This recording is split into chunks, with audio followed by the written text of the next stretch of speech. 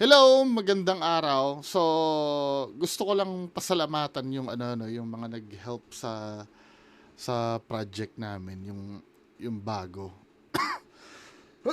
Si Sir Ron.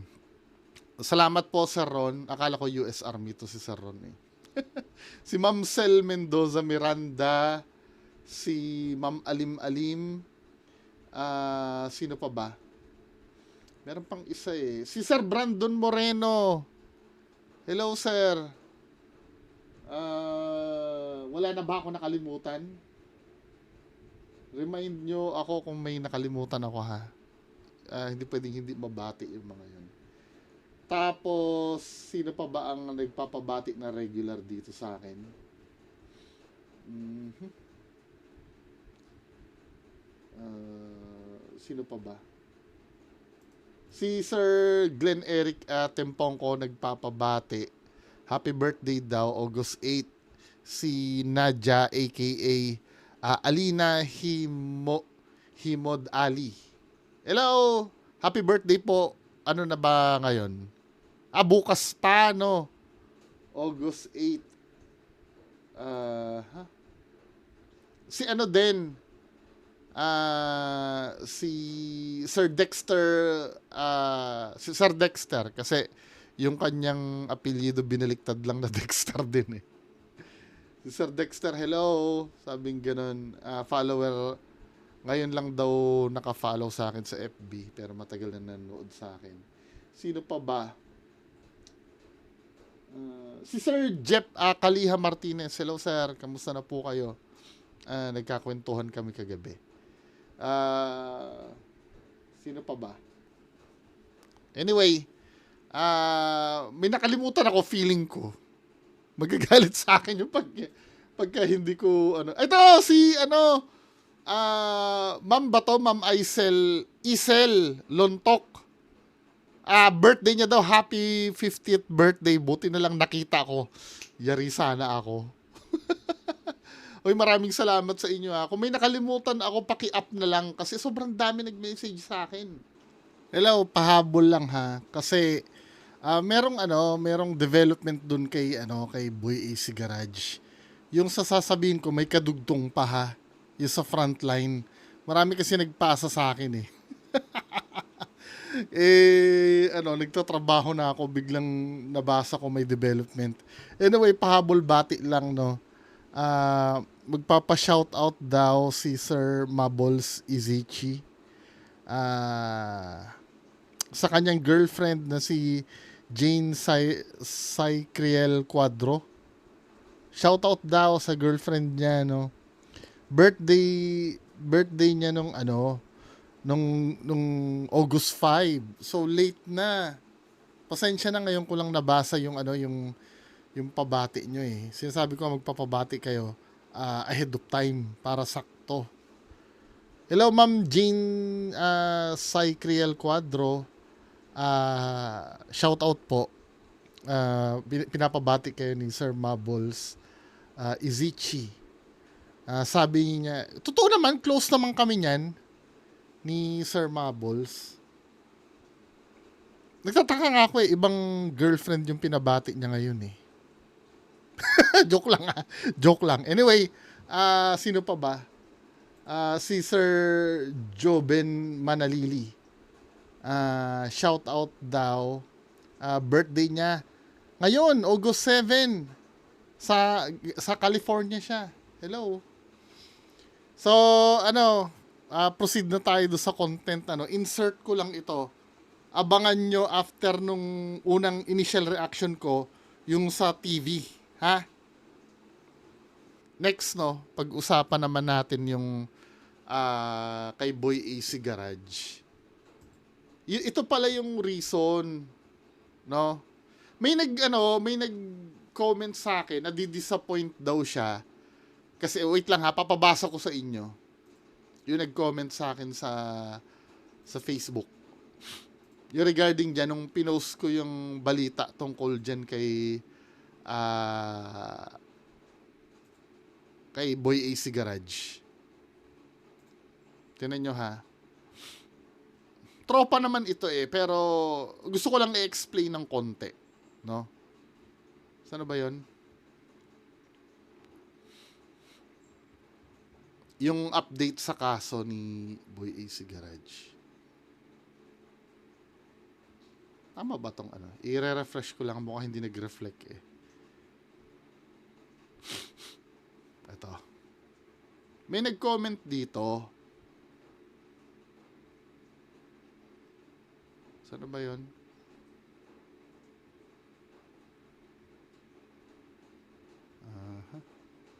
Ito. Ang sabi dito, no, si Sir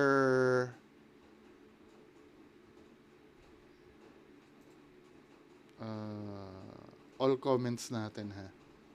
Sabi gano'n ni Sir Musica Holy Cross. Sabi niya dito, walang kwenta na timbog nga sa ibang kaso naman hindi related doon sa kagaguhan na ginagawa niya sa customer. Tsaka hindi doon sa kaso na nireklamo sa kanya nung gustong bawiin yung dinown. Ganito kasi yan, sir. Yung hindi naman kasi kakulong-kulong yung ginawa niya doon sa customer. 'Di ba? Ang parusa kasi doon sa ginawa niya yung magnegosyo ka ng walang permit or do sa closure ng negosyo, kinlose naman. Ginawa naman ng paraan yung negosyo niya na maparusahan. Kinlose naman. Hindi naman kasi pwedeng ikulong yun ititimbog mo dahil wala siyang business permit na nireklamo siya at hindi siya nagbalik ng down. Diba? Hindi naman kaya nga sinabing ganon, pwede kasing pwede kasing ayusin nila yun 'Di ba? Hindi kasi kakulong-kulong 'yun.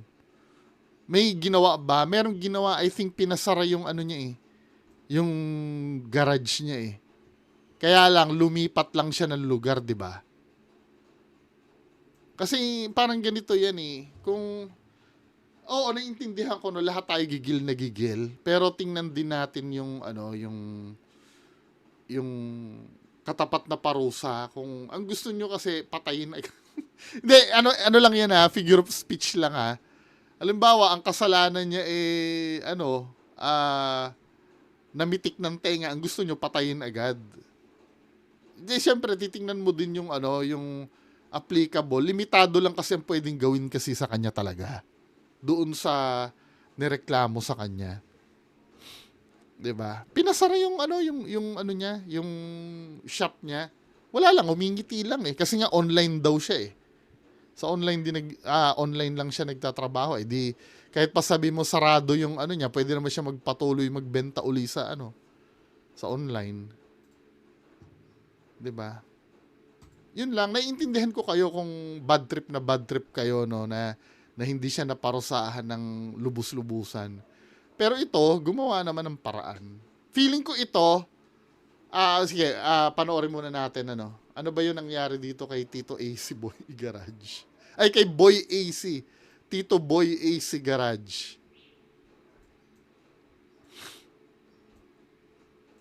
Ito. Ito ay galing sa Abante Radio. Ay, walang sounds. Lagyan natin ang sounds. Romdi News.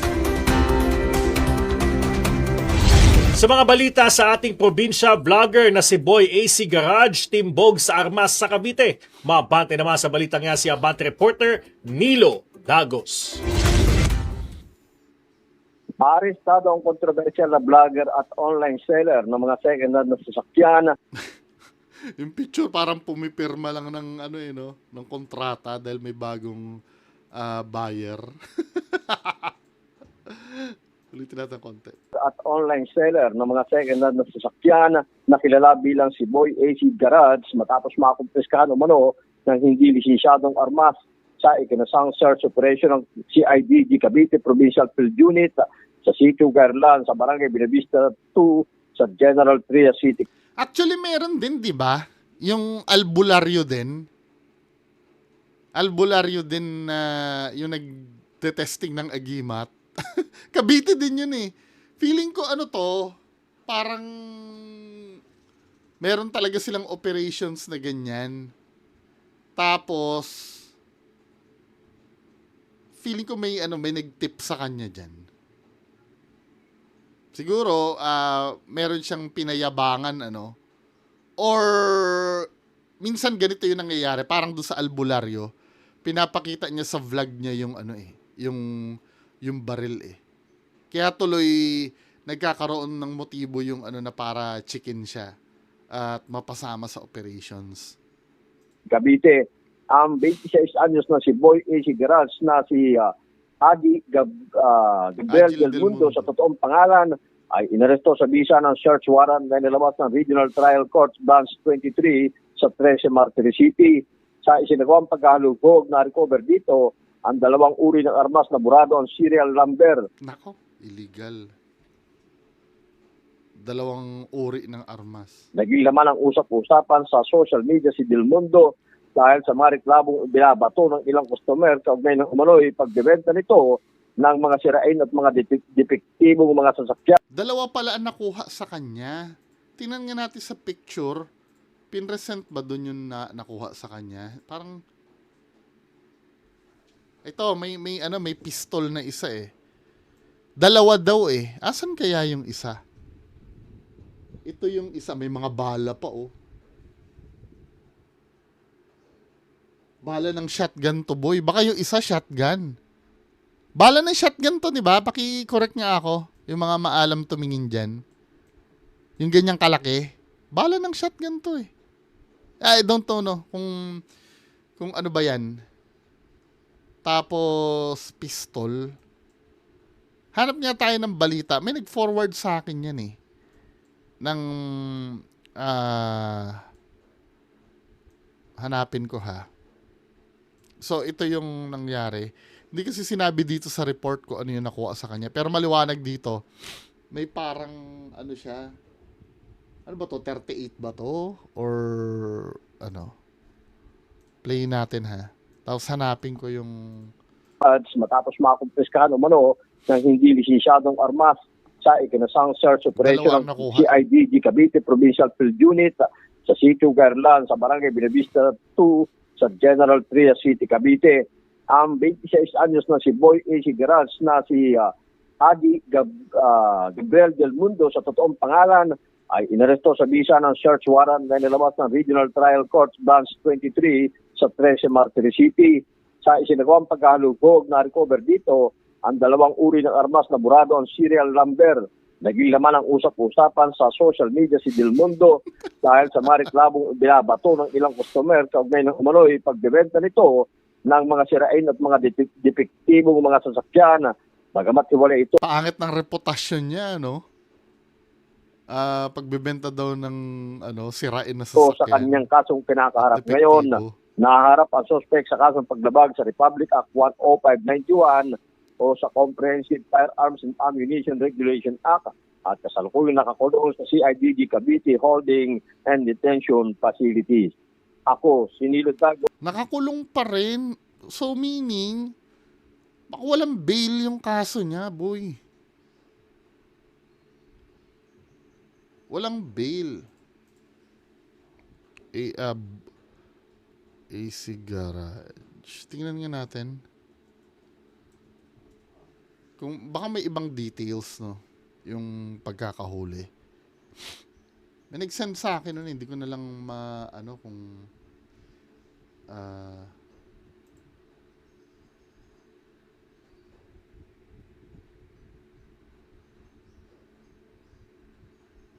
saan ba yun? Tingnan natin yung search,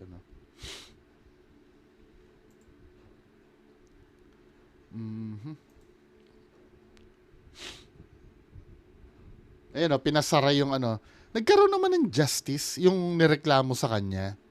Pinasara naman yung pwesto niya. Kaya lang, syempre hanggang dun lang yung pwedeng gawin sa kanya. Ito na yung sa TV, mga men. Yung kay AC Garage. Kasi 'di ba, do sa unang reaction ko, naguguluhan ako eh. Bakit dilim ba? Kasi nasisilaw ako pag nag-work. Naguguluhan kasi ako. Bakit hindi siya makapagpiyansa? Hindi pati sinabi kung anong uri ng barel yung nahuli sa kanya. So, ito na, panoorin natin. Ito ay sa Frontline. Timbog si Boy AC Garage daw. Aresto sa Cavite ang content creator na si Boy AC Garage na kilala. Inaresto sa Cavite ang content creator na si Boy AC Garage na kilala sa pagbebenta ng mga segunda manong sasakyan. Ngayon naman nahulihan siya ng mga baril na hindi lisensyado. Nasa frontline ng balitang yan si Gary De Leon. Inaaresto ka muna namin sa kasong pag-iingat ng bala at baril na wala. Sa kanyang bahay sa General Trias, Cavite, inaresto ang content Katulad doon sinabi ko doon sa previous na reaction ko dito. Feel ko may nag-tip talaga dito. Kaya napasama siya sa creator. Or katulad doon sinabi ko ba kanina, yung siguro hindi niya namamalayan, may naiyabang siya sa vlog niya, no? Na si Agil Cabial del Mundo o kilala sa social media bilang si Boy AC Garage sa Yung pagsalakay itsura ni Sir AC, oh. Siyempre, alam niya na, katapusan niya na eh, no? o kilala sa social media bilang si Boy AC Garage sa pagsalakay kasi ng mga pulis sa kanyang bahay. Nasabat ang isang baril na kargado ng 6 na bala. Nakumpiska rin ang 10 live ammunition mula sa shotgun. Wala siyang naipakitang lisensya para sa mga armas. Wait, so 2 barel, shotgun yung isa, so tama ako. Isang pistol at isang shotgun. Considered ba na high-powered ang shotgun? Parang tingnan nga natin pag high-powered kasi non-bailable eh. Is shotgun.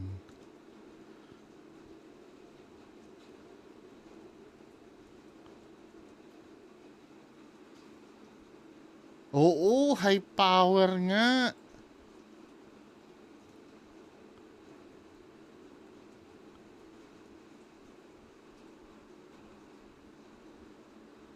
Basta 12 gauge or with a bore bigger than caliber .22 are officially classified as regulated as high-powered.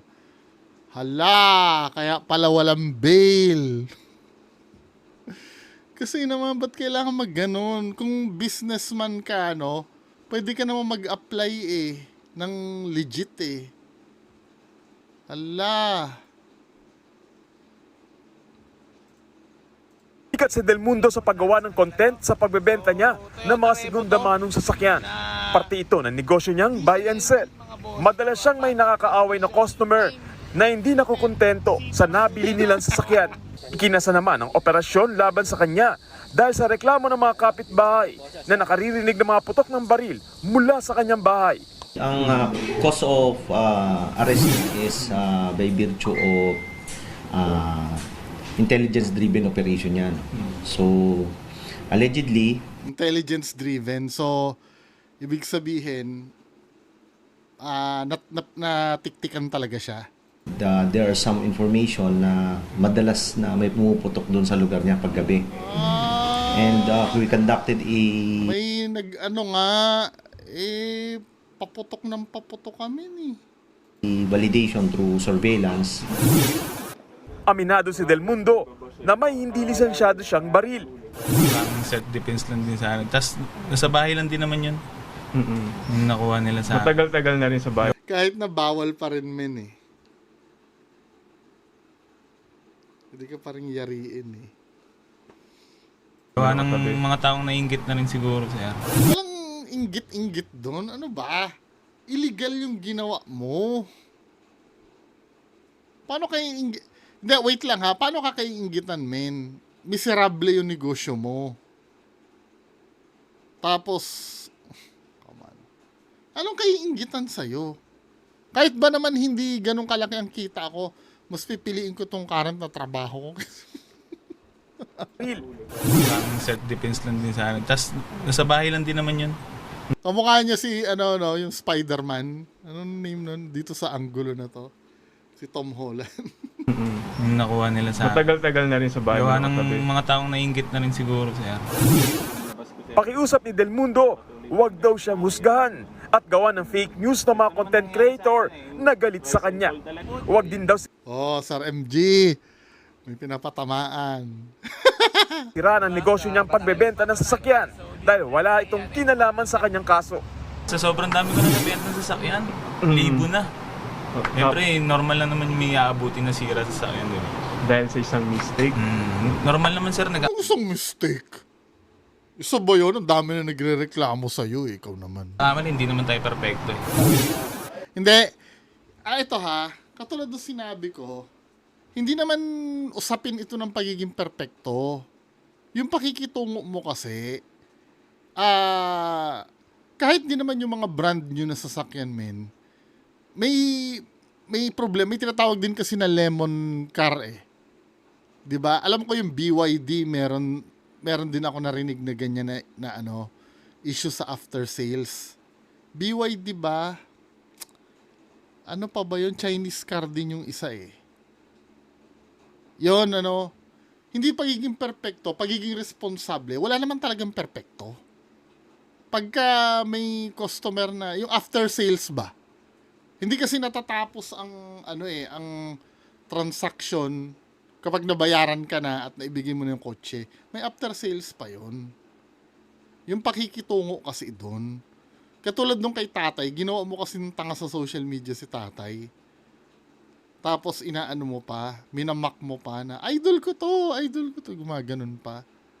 Nagsisisi na raw si Del Mundo at handa raw siyang magbago kapag nabigyan ng pagkakataon. Mensahe niya, Mga haters ko, yan, nandito na ako, pinagdudusahan ko na lahat. Natuto na ako. Pag labas ko sir, Hindi naman yan hindi naman yung pagbebenta mo ng anong kinatutunan mo eh. Nahuli ka kasi sa barel. Ako, kung 'di ba si Robin Padilla, ang tagal na kulong diyan, men. papatuloy pa rin kahit nakakaya na yung Ganito naman nangyayari sa atin eh, yung rise and fall talaga eh. Ayusin mo muna yung kaso mo, men. sinampa na si Del Mundo ng reklamong paglabag sa Comprehensive Firearms and Ammunition Act. Nagbabalita mula sa Frontline, Gary De Leon. Hindi naman sinabi kung non-bailable, pero high-powered yung yung shotgun eh. Ayon dito sa search ko, no? Pero imposible naman. Siguro may pera naman ito. Kung halimbawa may bail yung kaso niya, may pera naman. So, ang bet ko, non-bailable siguro ito. Itong offense na ginawa niya. Well, ganun talaga ang buhay. Yan lang po ang ating mapag-usapan. Magandang umaga sa inyong lahat. Bye-bye.